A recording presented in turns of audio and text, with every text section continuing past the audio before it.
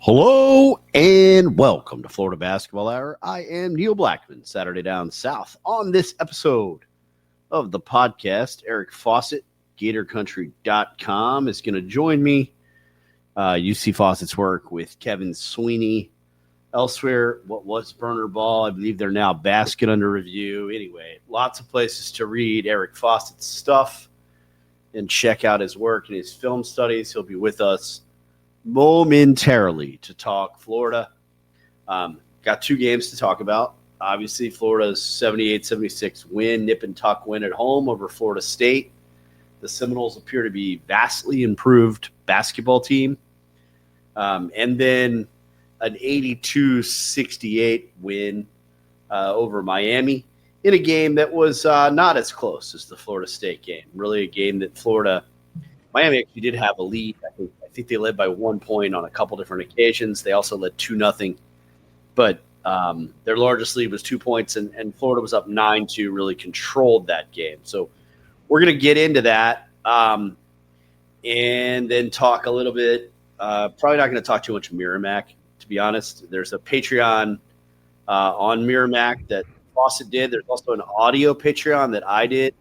Patreon.com/Florida BB Hour to subscribe. Best way to support the podcast. Subscribe to the Patreon. Patreon.com/Florida BB Hour. You get your film studies.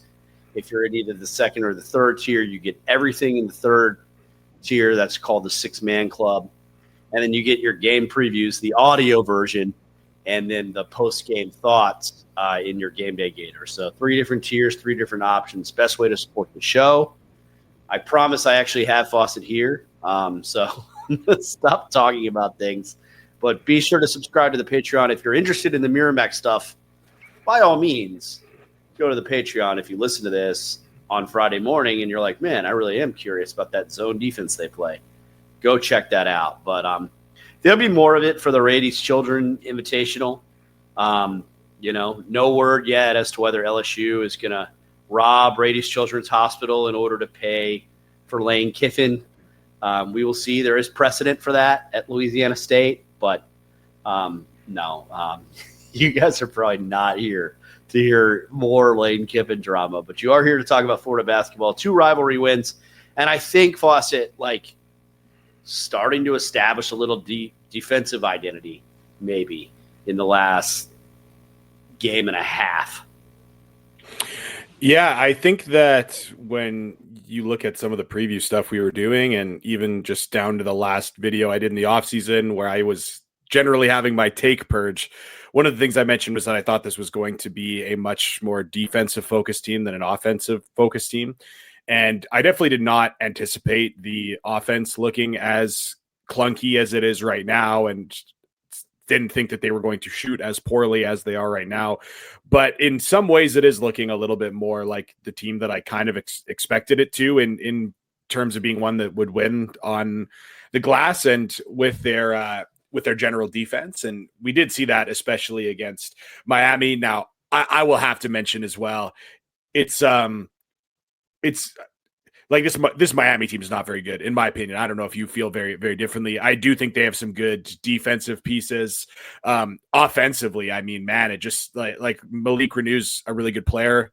He had his moments for sure, but obviously Florida still kept him to being relatively inefficient. Like I look at what he finished with, and I believe he had 22 points, but did it on a lot of shots. I thought the Gators did a really good job, forced him into a lot of turnovers.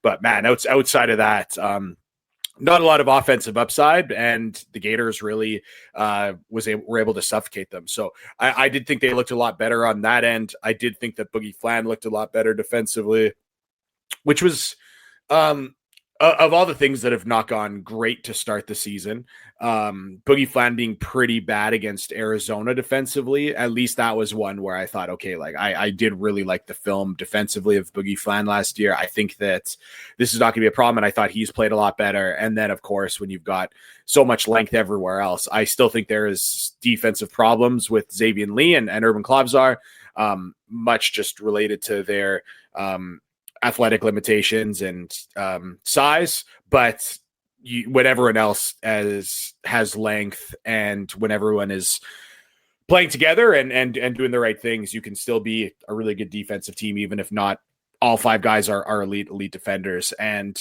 I do think that Florida is going to start to make some more shots, as I think literally every single person listening to this podcast. I mean, it's not a bold statement to this point to say that the Gators are going to make more threes than they are currently at 23.7%, 349th in the country.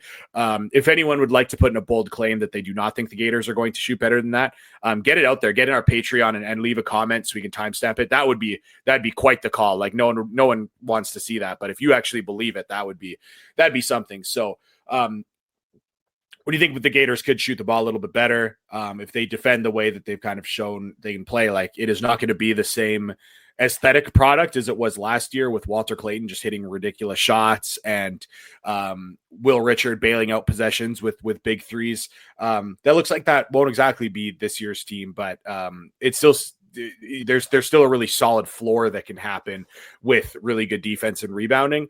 And I'm not sure. I mean, I mentioned I don't think Miami is a great team.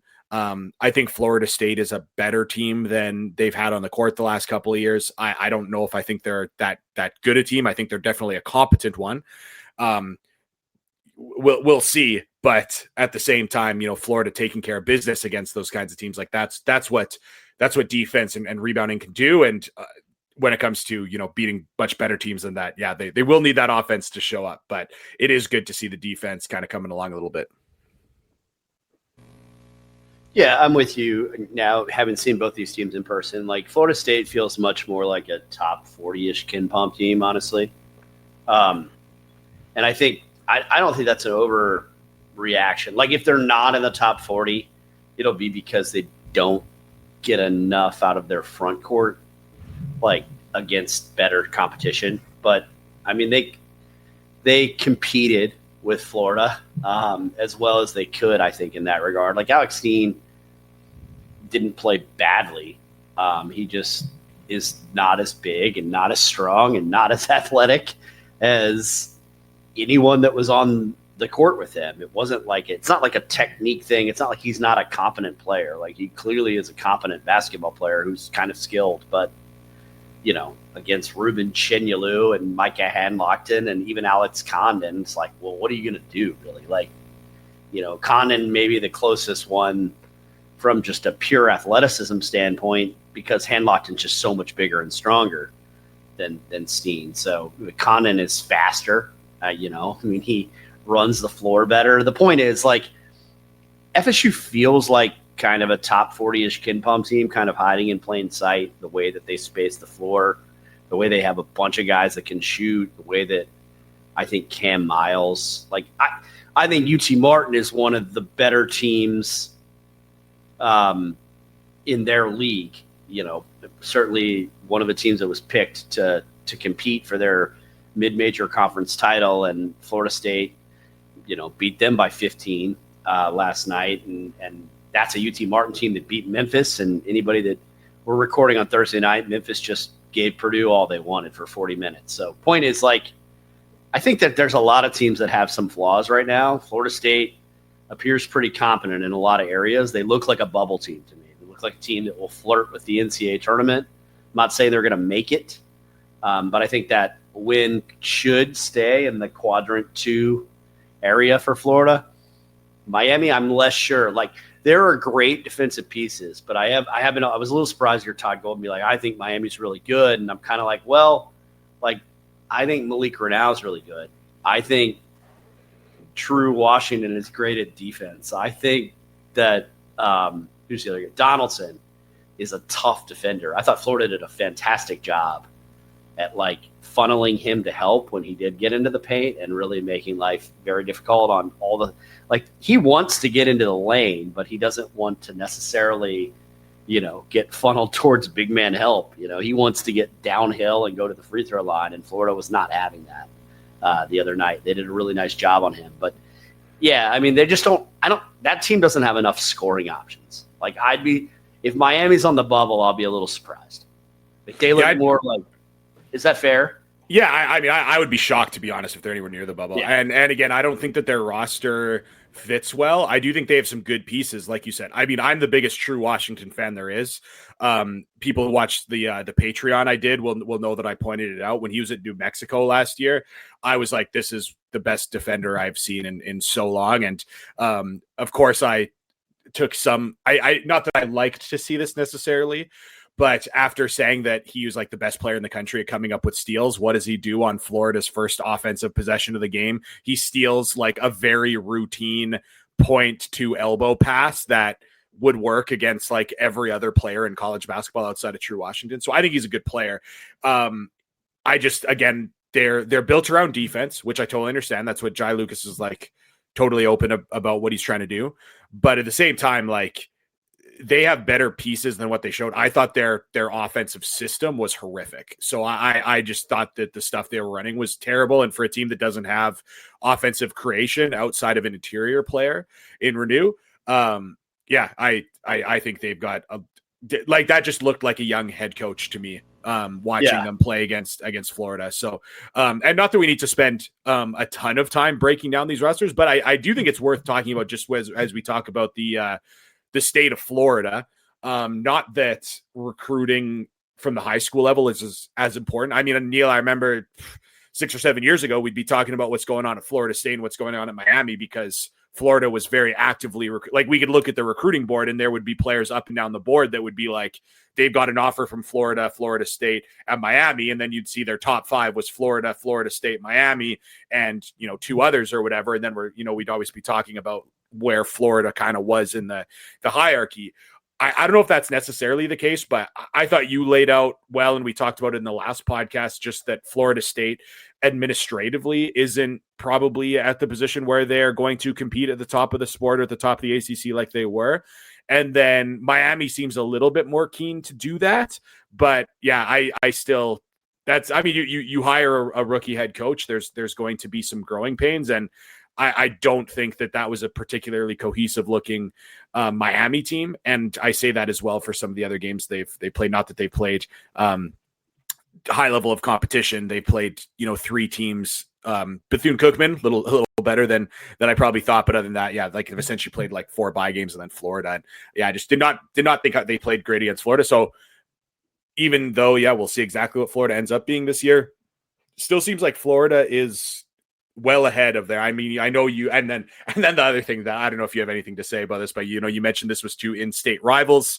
I mentioned that I thought that the Florida State rivalry had lost a lot of spice, and then a lot of people in the Patreon was like, no, like this still matters to me a ton. And I'm happy to hear that from some people, but just until all of these schools are all good at the same time, again, it just seems like these rivalries do not, or until these games have some serious bite to them, even when some of the teams are bad, and it's still like tough 1 possession games. We'll see. But I don't know if you have any thoughts on the general kind of rivalry or state of these high majors in Florida, or where Florida, stands. But I think between, administratively where Florida State's motivations are right now, and just Miami going for a young head coach, it seems like it's going to take him a little while to kind of get things rolling and learn how to win.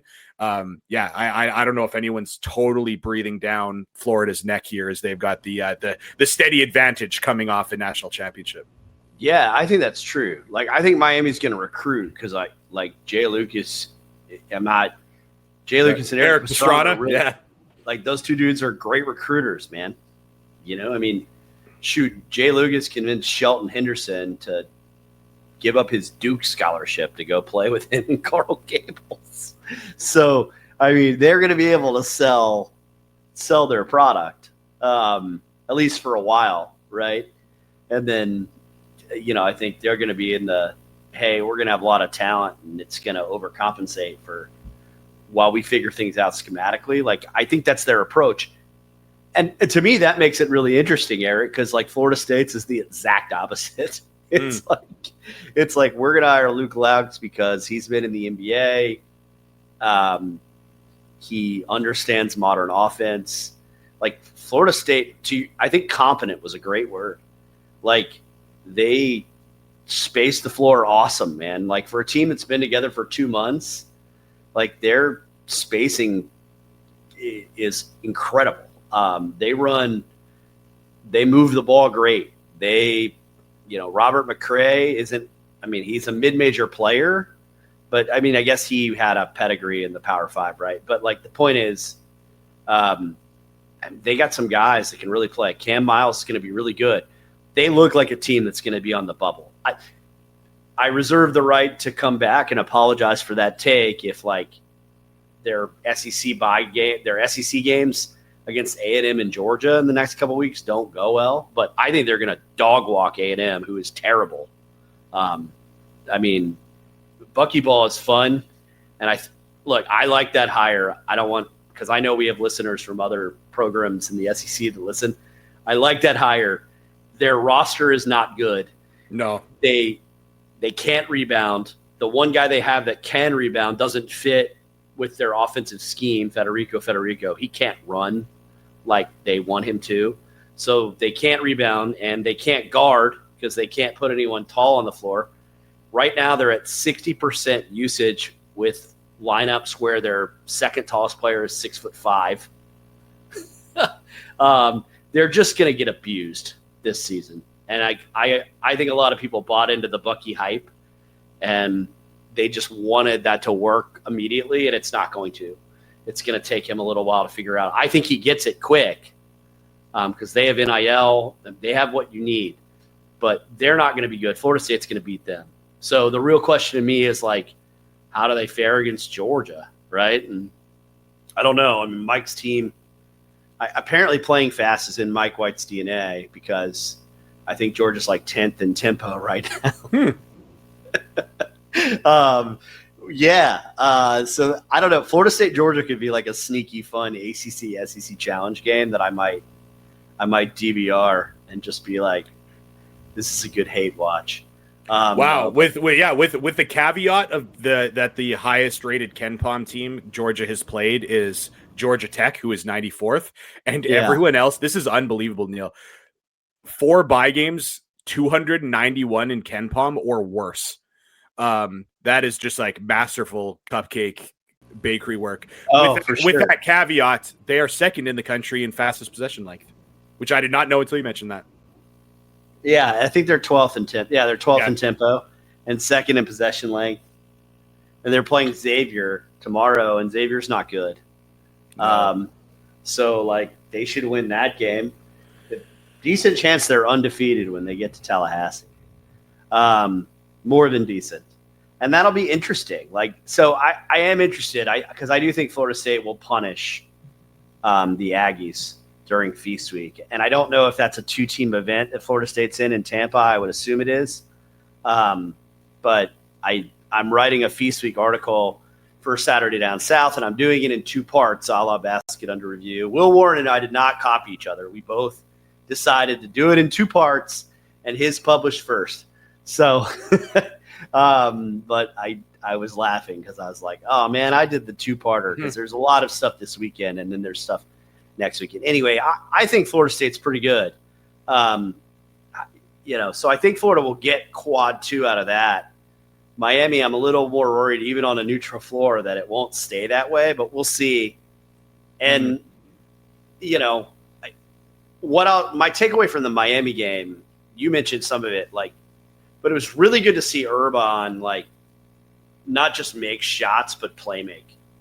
As soon as he made a couple shots, obviously Miami extends their defense a little bit, and that Urban's like, boom, I'm going to get downhill into the paint and create for people.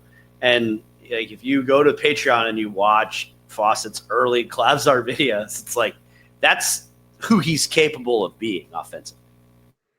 Yeah, he played with a lot of confidence, just not only just taking the shots, but he does have a little bit more of that looking downhill before he gets to everything. And again, he is still not a good finisher at the rim. We know that he is still going to avoid finishing at the rim. We know that, but there is a confidence still to get downhill, and it's hard. We don't want to just be making every comparison right now between Xavier Lee and Urban Clavsar as much as that is happening. But you are seeing, at least in my opinion, there's just Clavsar making the decision just a split second earlier, which has turned out to be a little bit safer passing the ball out than Lee. So where Lee has had a lot of shots blocked at the rim, Klavzar just like will not put himself in those situations. Lee has that like wait until the last possible second to pass the ball out, which can get people in the air, which can turn into a lot of open threes. And so it's one of the things that makes him great. It will also be a reason he turns the ball over a little bit.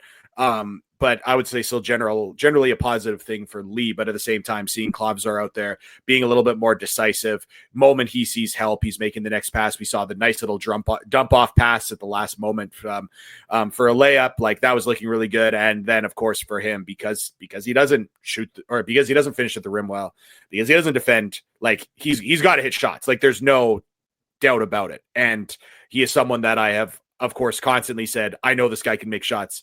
I think it's going to come. And I know it was losing steam. I know that people were like, this Eric guy might be an idiot. Saw some of those tweets and, that's still to be determined, but it was nice to see the one game where you saw that ability.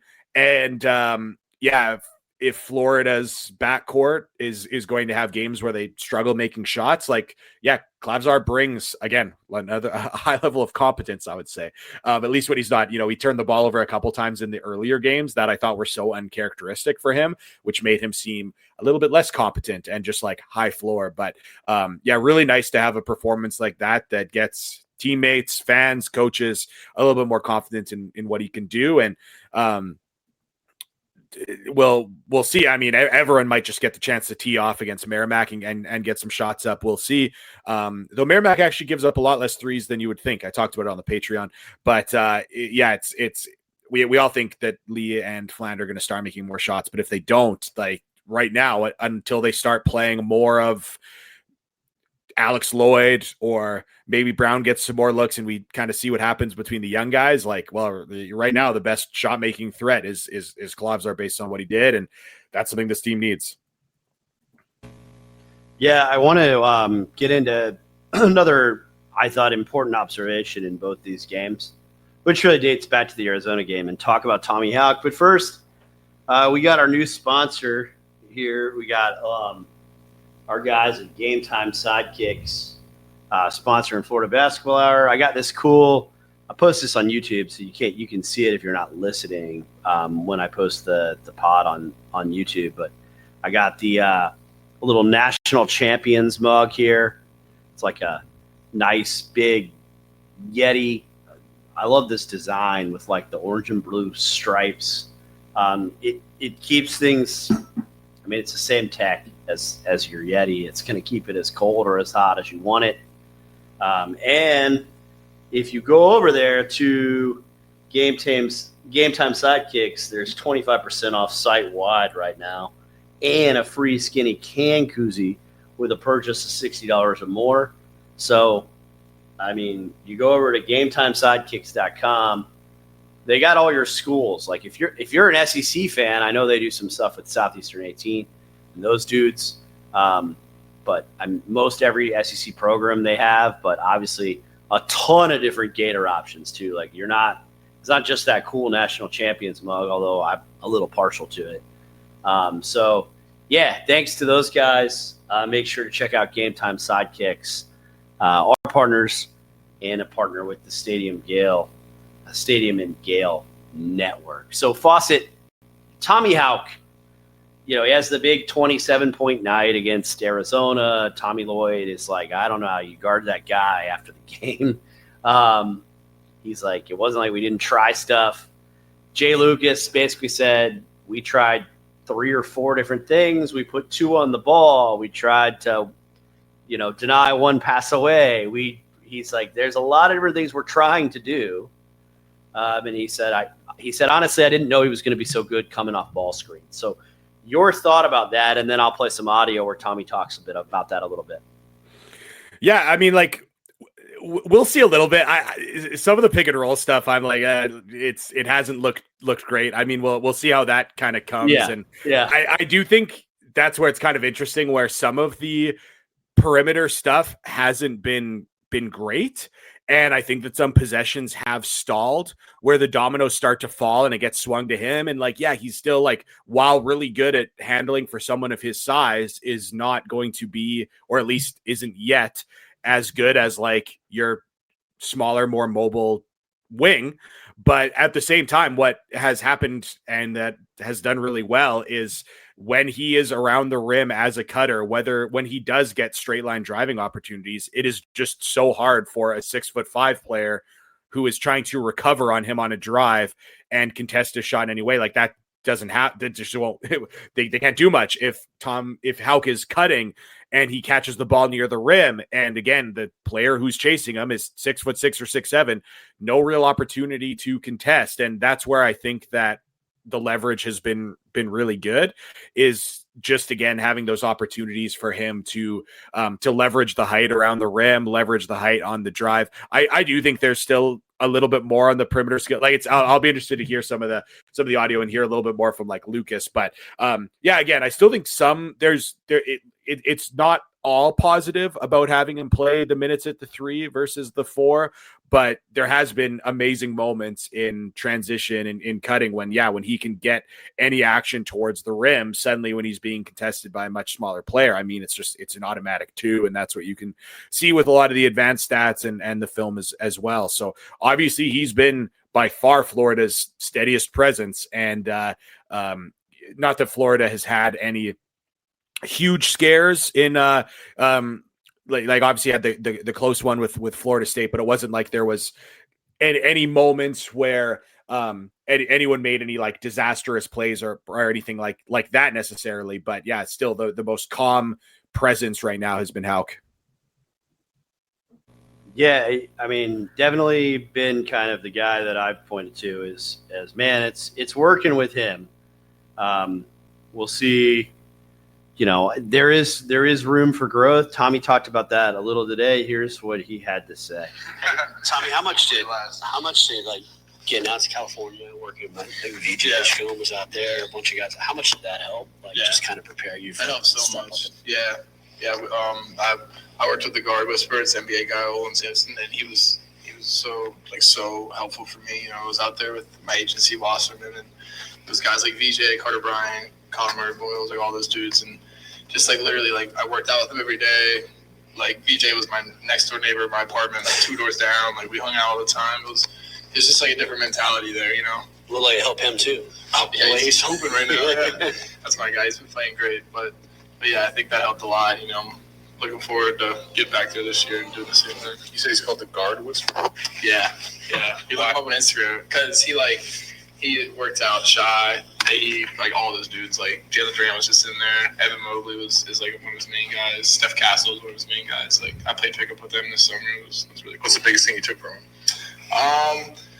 I think it was just ball handling and being able to operate, you know, more in the half court and be able to make some of those moves that I'm starting to be more comfortable doing this year, coming off ball screens, because like he helps bigs out too, but his main thing obviously is guards, and you know it was nice just being in like a group of, you know, I was working out with like Taylor Sakar, Tennessee. I was working out with Amit, not him from Tennessee, but like just like it was just a bunch of college guards, you know. LSU, what was it, Victoria Miller or something, like him. Like it was a lot of those guys, and just being able to work out with them. And it was cool, just bouncing stuff off the him and then bouncing ideas off them. Awesome. Yeah. So, I mean, not a ton of stuff in there, but just obviously the guard whisperer, Olin Simpless, is a pretty good reputation as somebody who helps players that are trying to get to the next level at positions where, you know, you need to be able to do some of the things that Tommy needs to do better. And you could tell, you know, he even said like, hey, I'm starting to play off the ball screen better. I'm starting to, you know, get used to being out there a little bit better. And I think that it's going to be a work in progress for Houck. But there were definitely moments, I thought, in the Miami game, to your point, like when they put 2 on the ball, it didn't look very good, right? There were moments where I was like, man, that's actually working. They're kind of taking Tommy out of the game. And then there were other moments where, you know, particularly in the second half, where it was like he got the ball, came off a ball screen, and was looking to drive, and, you know, Florida gets those score touch seals, and even without the seals, it's just hard to stop him once he's got a full head of steam. So I think progress being made there, in the most obvious statement ever, it will help when people are banging down shots around him too. Yeah, well, I mean, that's the other thing too. Like, if he's in impactful ball screen guard, like, or someone that Florida needs to be in ball screens, like that's kind of a problem. And if it comes down to like he's the one who's Florida's best shooter, like it's a problem. Like I do think it needs to be him continuing to be the best kind of player in transition. He needs to be a threat as a cutter who can again catch the ball near the rim and to be someone who scores 80% of the time. And yeah, it's like, yeah, there are going to be times where he does still have a ball screen in the flow of the offense, but ultimately it's there's two guys that need to be better in that scenario. So it'll be interesting to watch, as particularly if Howe continues to be productive and other guys struggle, how that kind of changes things. And but whatever the case may be, it's been valuable production from him, and someone who is definitely getting the eyes of the college basketball universe, and of course the NBA scouts as well. So cannot speak enough about just how productive he has been on that side. And I do also think, while we're talking about the defense being better for Florida and being the strength of the team, like that is an area where I think he has been very, very key. And something where like the way that opponents will space the floor, where they're not used to having a 6'10", really quick footed guy in that position, where it just seems like whenever there's a guard trying to get penetration, the one pass away guy is Hauck, who, if you're Florida, there's just no one you would rather have in that position than Hauck. And that is really helping their defense as well, to have him in those positions. And as well, a lot of teams that are going to have their three in the opposite corner, where Hauck can be the low man, who could be the kind of last line of defense if he needs to rotate over and protect the rim. Like, well, for Florida, like that's exactly who you'd like in that position as well. So there's a lot of defensive advantages to having him in that situation. So as the Gators just look for offensive answers, like generally speaking, it's going to be interesting to see exactly how the pieces kind of fit. But maybe that's going to be more Hauck with the ball. But again, that would just speak to the problem of like Florida brought in two ball dominant point guards who are not getting the job done. Yeah, I mean, I think of the two, Xavier is still doing other things. He's passing, he's rebounding. His defense hasn't been great, but it hasn't been as bad as I thought it might be, to be quite frank. I don't want that to seem like I'm showering him with defensive praise. It just hasn't been quite as atrocious as I was like, man, he's going to score a lot. His defense is going to be really rough. It's been rough sometimes, but it hasn't been like against Miami. It was actually fine for the most part. But again, like their guards, like True Washington is a guy that can shoot, not really a guy who's going to score. Donaldson is not a guy who, I know the percentages. I think the percentages belie what kind of actual shooter he is. Like, I really think he just wants to get downhill and get to the free throw line more. He's not a guy that's going to bang down high percentage of shots at a high volume. Never has been that player. So anyway, a little less stressful on Xavier against a team like Miami, especially when Florida's front court is controlling the game that they were. I mean, they had 52 points, 27 rebounds in their front court. I thought Chinyelu was sensational, maybe his best game as a Gator. It was either that or LSU last year. And then Alex Condon looked like Alex Condon again, which I think was super important for Florida. Knocking down a couple threes is a refreshing sight, because I know he can shoot them at least a 30% clip, because he has his whole career. So just seeing a couple go in, I think, was refreshing. And then he was so good defensively. I know he fouled out. I didn't like the fourth foul that he picked up. I thought it was kind of a cheapie where he pushed somebody right in front of the official. He's got to be a little smarter. But and Todd mentioned that today at media. But much, much better from Condo as they get ready to head to – I want to play Merrimack and then head to San Diego. Yeah, that's someone I guess we haven't really talked about, despite being one of Florida's kind of most important players, especially going to preseason. Yeah, well, and of course that was a pretty common refrain from a lot of media after the first couple of games. Of course, Condon doesn't play great against Arizona, and a lot of people are like, wow, like this is the guy who got All-American votes over Thomas Houck, which, again, I was someone who also said that I thought that Condon was positioned to have a better season than Houck, which is obviously not looking to be the case. I didn't think that he was as bad. I don't think he was as bad as people thought in the opening games. And again, part of that is because I think he's really good defensively. And it's like, it's one of those things. It's going to sound foolish because I actually do think he did a lot really good offensively, but then like, man, his turnovers, like he might be replacing the Walter Clayton. Like Walter Clayton has an incredible game, but has 2 turnovers that are just absolutely absurd. That's kind of been Alex Condon with his turnovers. Like he makes the right decision with the ball like 5 times in a row. And then when he doesn't make the right decision, he's made just like the absolute spectacularly worst decision. Like there was 3 bad decisions he could have made that wouldn't have resulted in a turnover. And he just chose the worst possible one. And for a player that, again, it's like he makes so many good moves, good decisions with the ball. And then just like, man, some of the decisions have ended up being very, very poor, but because of that, and because for 2 years, that hasn't been a problem. That is another thing where I think, okay, like I think we'll probably regress positively here to him not being 6 turnovers a game, many of which are just like head scratching. So we'll see how that goes exactly, but he's still someone that playing the 4 has a lot of really good matchups. And when I look forward in Florida's schedule, there's just a lot of matchups I think he's going to do really well in. For him to knock down a couple of shots, like you mentioned, it's not like he needs to be taking a ton of difficult ones, but for him to take 4, good looks from 3, I think every 3 he took was one that people will be happy with the shot selection. So that's big. And of course, it's kind of wild to think like if you would have said last year, Florida will not get very good Alex Condon play due to injury, you'd probably say, okay, well, there's no way they're going to win a national championship. And they did still.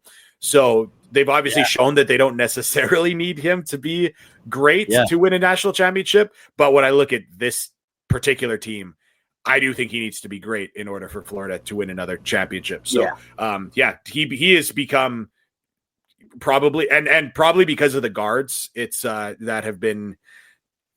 that are taking a lot of attention right now for their play. Condon probably hasn't had to face as many questions, but just like those guards need to play a lot better. Well, Condon just needs to play a little bit better, but definitely good to see that one for Condon against Miami. Oh, for sure. So it's interesting, like, and I don't want to just kind of skipping over Merrimack. Again, patreon.com/Florida BB Hour if you want to get into the Merrimack Warriors. Should be a fun one tomorrow night at the O-Dome as we record on Thursday night. But Florida heads out to San Diego. After that, they get Texas Christian on Thanksgiving Day. Jamie Dixon, extremely well respected, over 500 career wins. They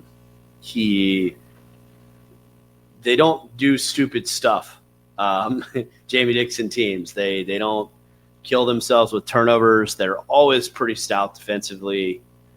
They don't have a huge NIL budget for basketball. They pretty much spend all their money on football and baseball. And so they're a little limited in kind of what they can do. I think that they're going to be really good defensively this year. I think they're going to finish in the top 40 in KenPom defense, maybe even the top 30. And, the early numbers, I said that in the audio preview of them that I did at patreon.com/Florida BB Hour earlier, Fawcett. But, like, they've got a bunch of dudes that can guard. Brock Harding, the Iowa transfer, is like the lone player in the Iowa program who could guard. Well, he transferred to TCU, and he's a steel merchant. I guarantee you there will be a Urban Klavzar ouchie moment with Brock Harding at some point in that game. David Punch, really good rebounder, good passer. Doesn't score much, but tough defensively. I'm not going to tell lies about Jaden Pierre. That would just be really disrespectful. Xavier Edmonds is another guy who I think really plays well defensively. He can guard 5 spots because he's 6'8", he's quick. So they're going to put pressure on Florida's guards. And if they turn Florida over a bunch, it could get fascinating. I don't think offensively they kind of have the kick to play with Florida. They're a lot like Miami, to be honest. I think that's actually a pretty fair comparison. The big difference is like Jaden Pierre can bang shots. He hit a lot of shots. I think he was at Providence, right? Hit a lot of shots for them. And now he's at TCU. And the one thing TCU didn't have last year was anybody that could hit shots.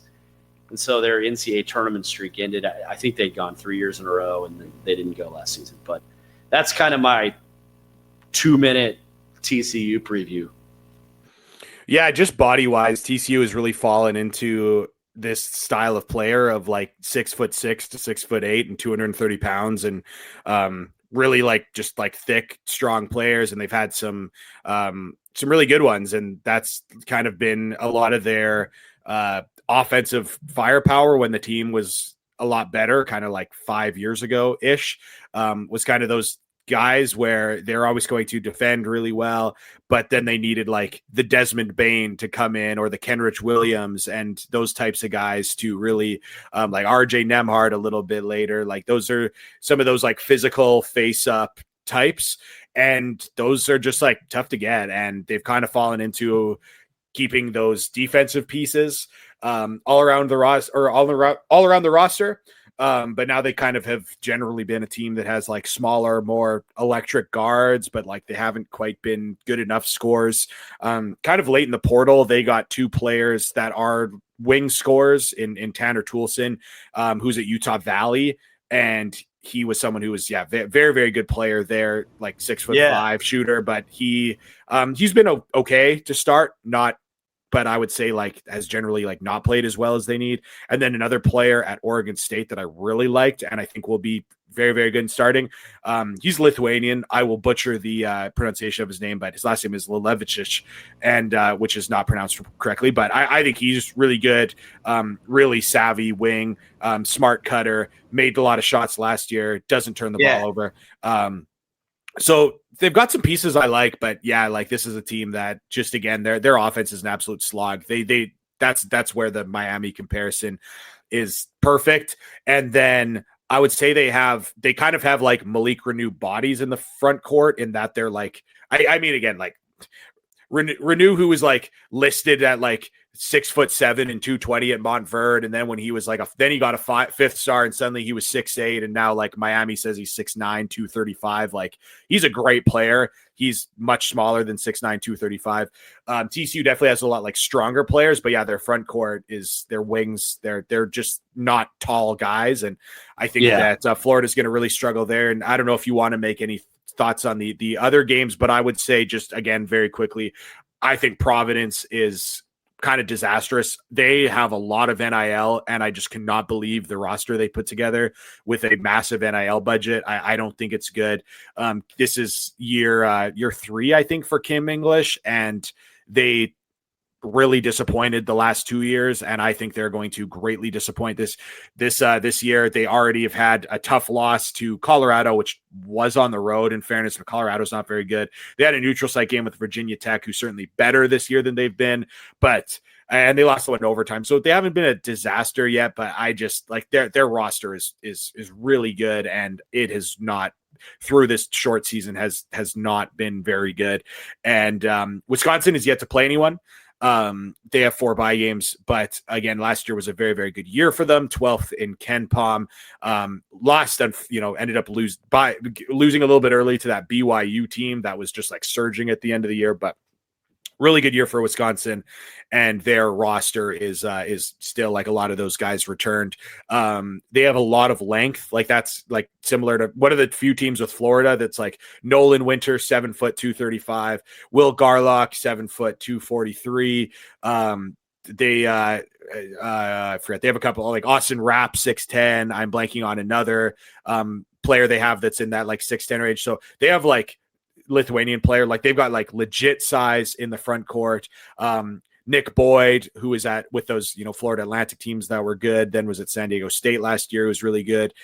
He is playing fantastic through their bye game. So needless to say, I think Wisconsin, who is rebranded under Greg Gard as an offensive juggernaut after so many years of being terrible offensively and being such a defensive team, they have rebranded to be a very high-powered offensive team, and I think they are going to dispatch of Providence very easily. So I do think that Florida is on a collision course with Wisconsin for what will make a tremendous game.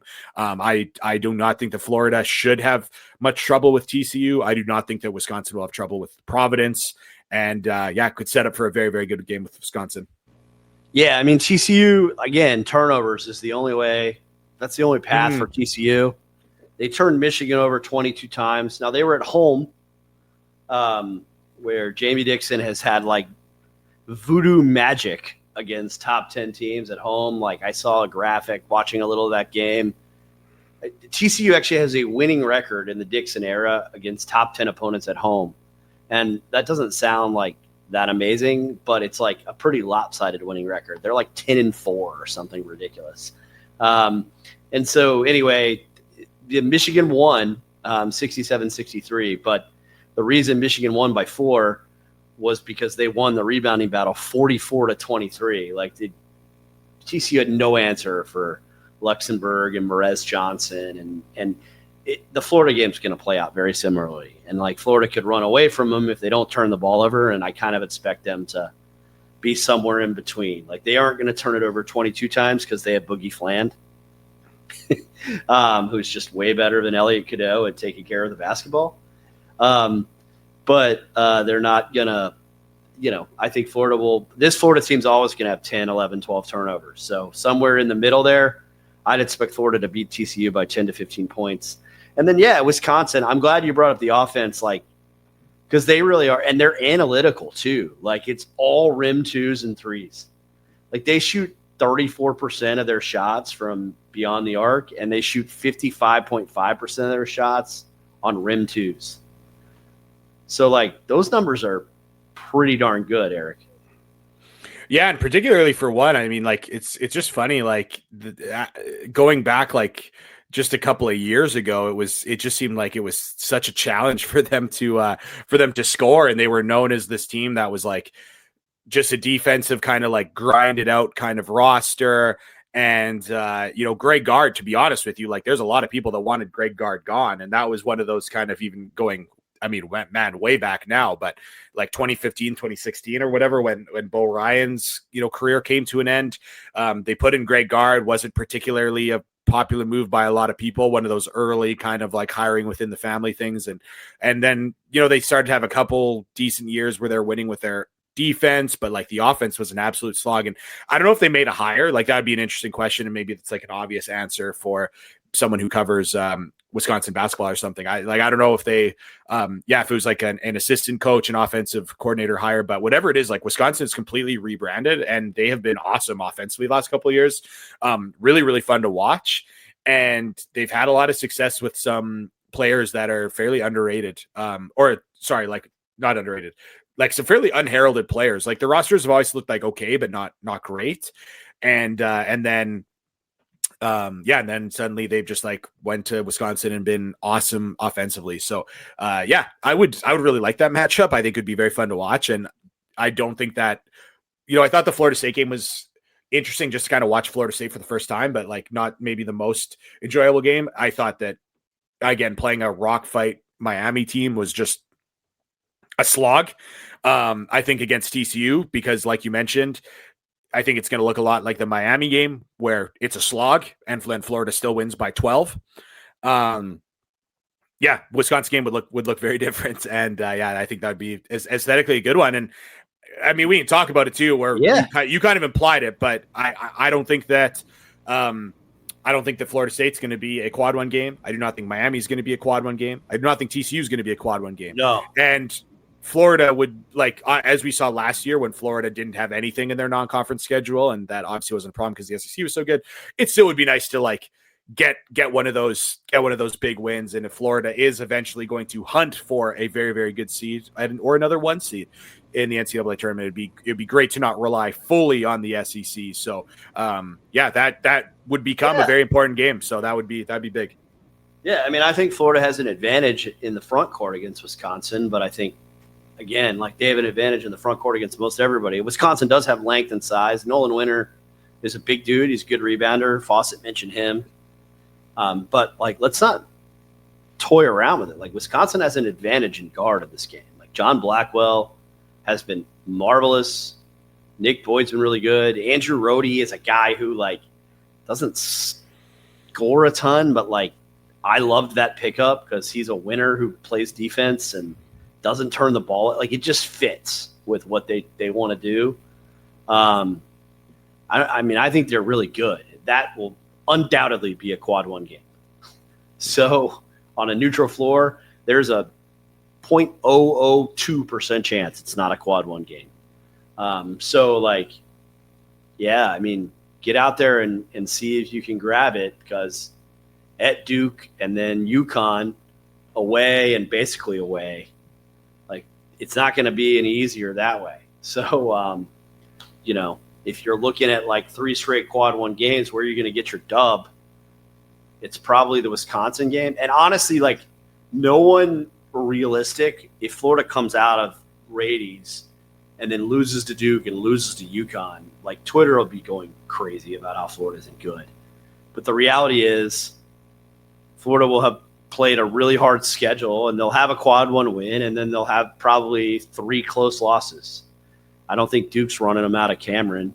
I've watched Duke enough. Like, that Duke team's not going to run elite teams out of the building this year like they did last year. They're going to win a lot, but they're going to play a lot of close games. And then, you know, UConn is UConn. We'll see, like, is Braylon Mullins going to be available? It doesn't look like it right now. How long is Terrace Reed out? Like, I'm not ready to count Florida out in that game, but obviously of the 3, like, Wisconsin is the one that's the most winnable. So should be very, very interesting out in San Diego. Yeah, well, I mean, and that's why it's important too, because I said quad one.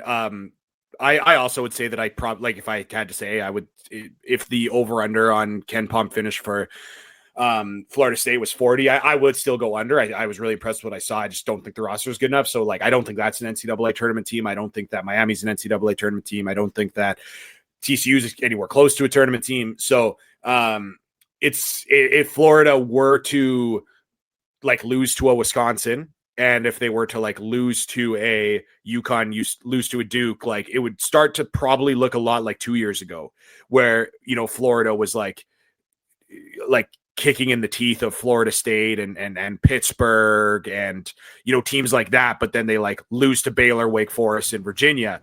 And Right. then it was like, and then we came out of the non-conference being like, okay, well, this is probably like the 25th best team, which is something, of course, I joked about kind of on the podcast, where I was like, this is just like the most 25th best team in the country, 25th best team in the country there has ever been.